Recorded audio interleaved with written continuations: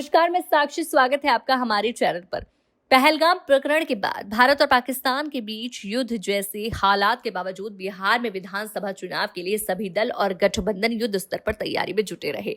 महागठबंधन coordination committee की लगातार बैठकें हो रही हैं। एनडीए में भाजपा और जेडीयू बड़े दल होने के कारण कभी अलग अलग तो कभी साथ साथ योजनाएं बना रहे हैं। जेडीयू के राष्ट्रीय अध्यक्ष और सूबे के सीएम नीतीश कुमार ने लगातार जेडीयू और भाजपा नेताओं के साथ 2 दिनों तक लगातार बैठकें की। जेडीयू ने बोध गया में प्रवक्ताओं और प्रशिक्षण शिविर आयोजित किया। भाजपा के बिहार प्रभारी विनोद तावड़े ने नई दिल्ली में लोजपा आर के राष्ट्रीय अध्यक्ष और केंद्रीय मंत्री चिराग पासवान से उनके आवास पर जाकर मुलाकात की।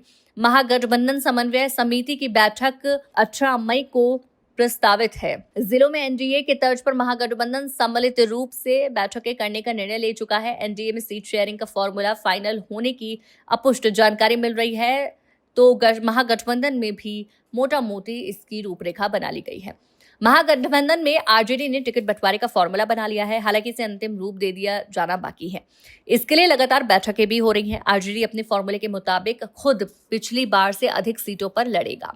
बीते विधानसभा चुनाव में आरजेडी 144 सीटों पर लड़ा था। इस बार कम से कम वो 150 सीटों पर लड़ना चाहता है। महागठबंधन में पहली बार विधानसभा चुनाव लड़ने जा रही विकासशील इंसान पार्टी 60 सीटों की मांग कर रही है। हालांकि आरजेडी के फॉर्मूले के मुताबिक उसे 12 से 15 से अधिक सीटें मिलने की संभावना है ही नहीं। पिछली बार बेहतर परफॉर्मेंस वाली सीपीआई को इस बार अधिक सीटें दी जानी हैं। सीपीआई 19 सीटों पर लड़ी और 12 जीत गई थी। मसलन आरजेडी अगर 150 पर वीआईपी 15 सीटों पर लड़ते हैं तो ये अतिरिक्त सीटों को बंदोबस्त कांग्रेस की सीटें काट कर ही संभव है। तब कांग्रेस के हिस्से अधिकतम 50 सीटें ही आती हैं। कांग्रेस ने सीएम फेस पर पेच कुछ और ही उम्मीद में फंसाया हुआ है, पर यह संभव होता नहीं दिख रहा।